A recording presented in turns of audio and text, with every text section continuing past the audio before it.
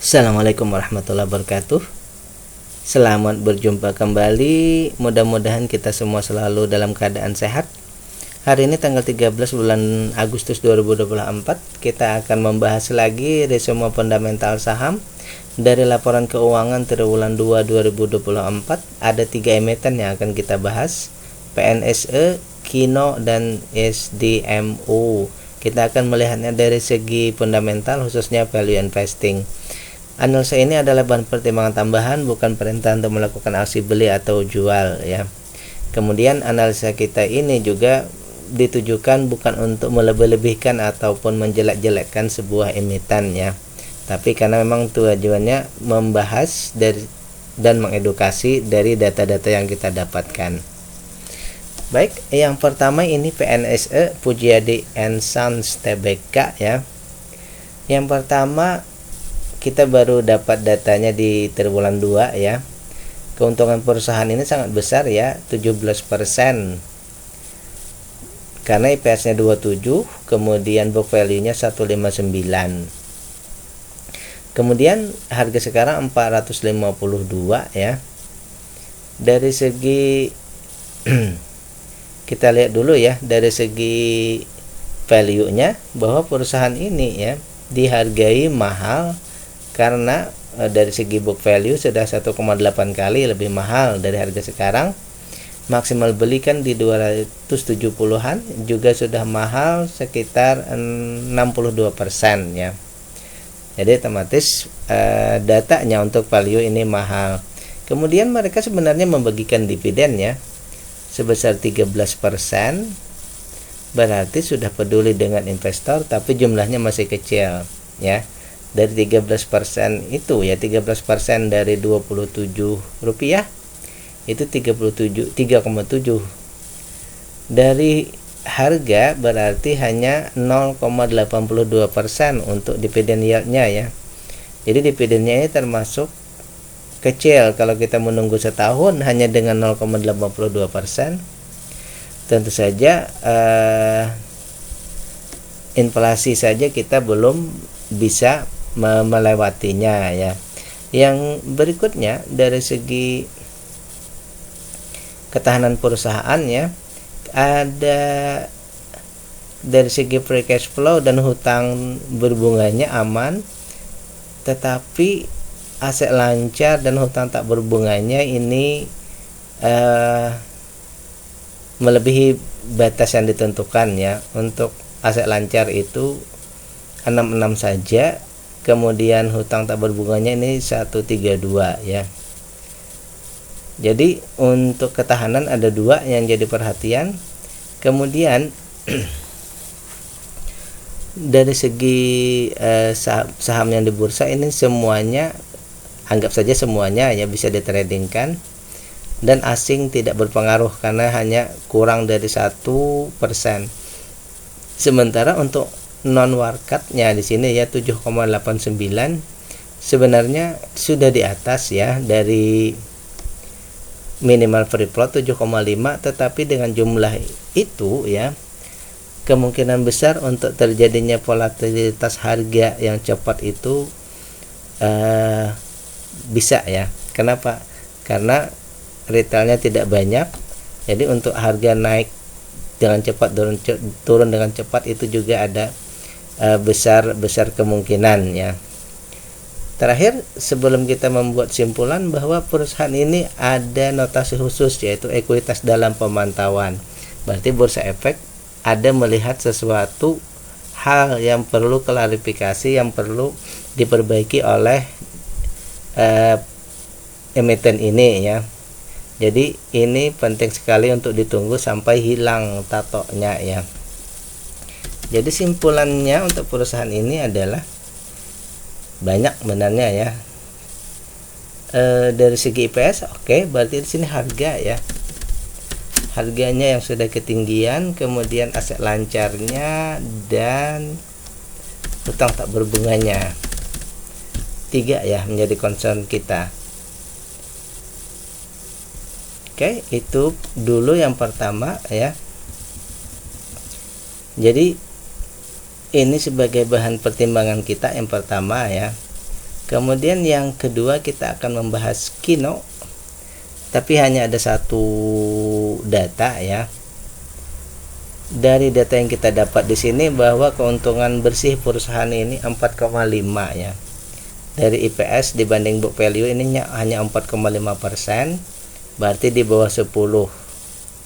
Dengan harga 1.300-an ini ya, otomatis di value ya, di value nanti ya book value-nya ini sudah 0,21 lebih mahal, berarti wajar ya.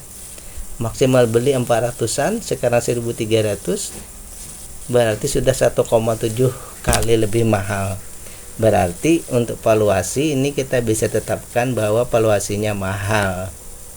Kemudian perusahaan ini membagikan dividen 44%. Nah, ini berarti sudah memenuhi kriteria kita lebih dari 30.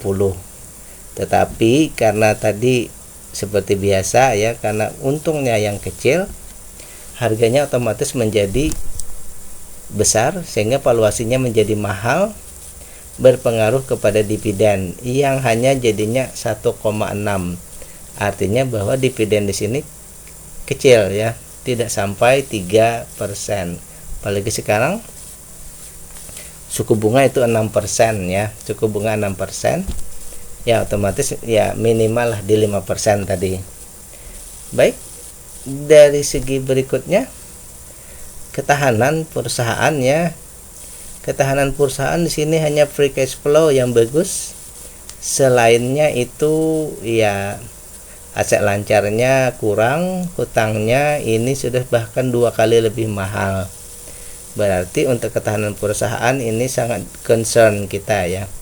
Kemudian sahamnya yang berada di masyarakat itu 100%, semuanya bisa diperjualbelikan. Tapi yang non warkatnya 11 ya, termasuk oke lah, walaupun ada riskan-riskannya juga, sehingga dapat kita simpulkan ya, simpulan sementara ya, dapat kita buat simpulan sementara bahwa untuk perusahaan ini ya, IPS-nya mesti diperbaiki, harganya juga diperbaiki ya. Kemudian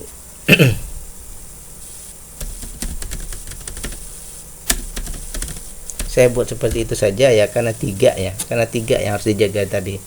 Current ratio, DER, dan hutang tak berbunganya semuanya harus diperbaiki. Jadi yang perlu kita tunggu untuk perusahaan ini adalah IPS-nya, harganya, dan ketahanannya yang 3 tadi supaya membaik ya.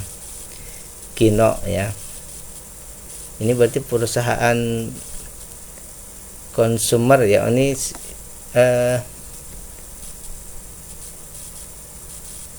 makanan, minuman, dan perawatan tubuh ya, dan lain-lain. Terakhir kita akan membahas SDMU, Sido Mulyo Selaras ya.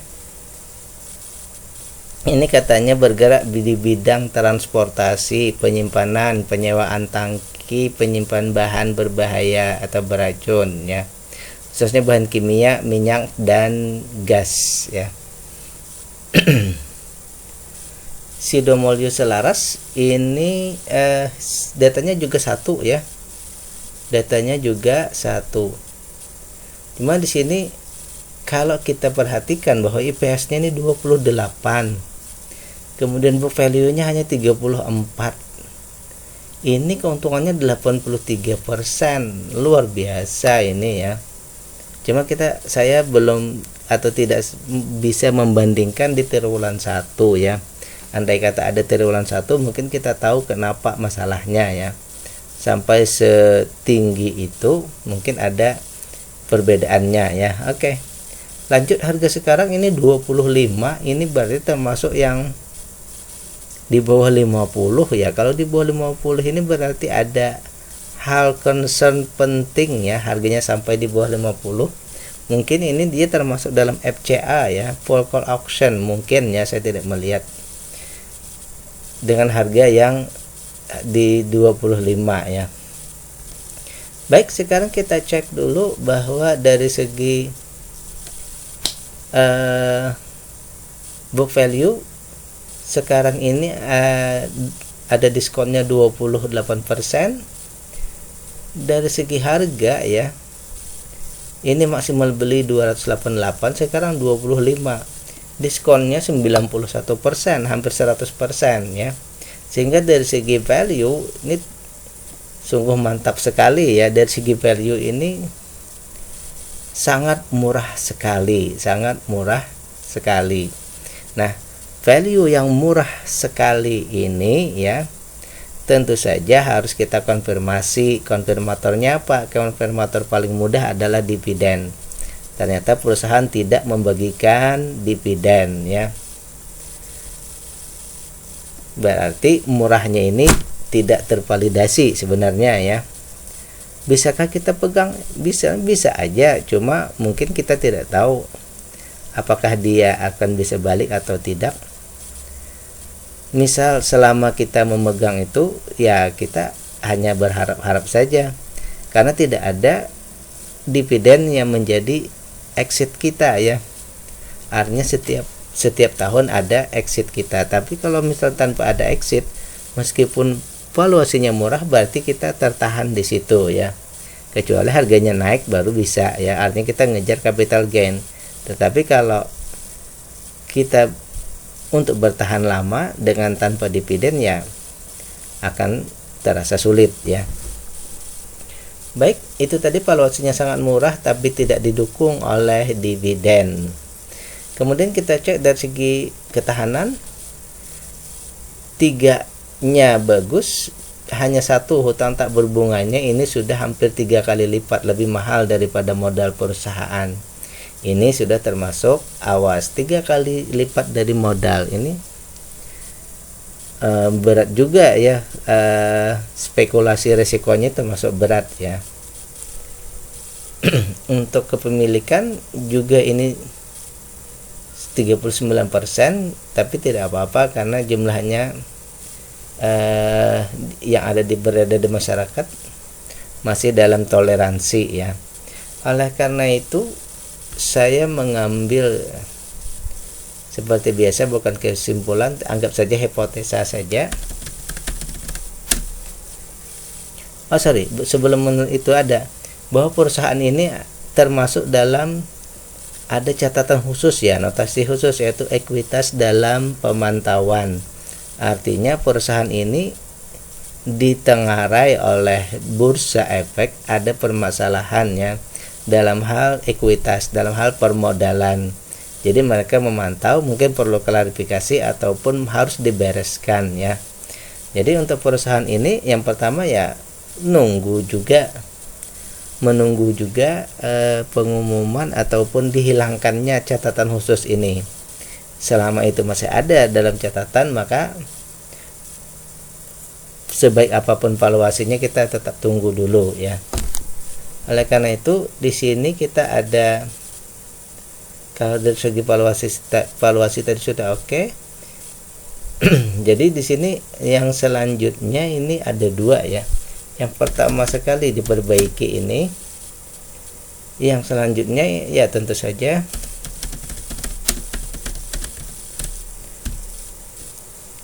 pertama kita menunggu hutangnya menjadi membaik, jangan terlalu besar hutang. Yang kedua tentu saja karena semua sudah bagus ya, harganya sudah sangat turun tadi ya, maka dividennya yang harus ada. Kalau selama dividennya tidak ada, maka anggap 30, maka ini sangat luar biasa. Kalau 30 saja sudah seperti itu ya, anggap di 20 sudah luar biasa juga sebenarnya ya. Tetapi karena di sini tidak ada permasalahan, pasti harganya turun sangat jauh karena ada permasalahannya. Baik, demikian untuk yang terakhir ini SDMU, yaitu harus memperbaiki hutang tak berbunganya dan dividennya ya. Baik, demikian pembahasan kita untuk PNSE, Kino dan SDMU. Billahi taufiq wal hidayah. Assalamualaikum warahmatullahi wabarakatuh.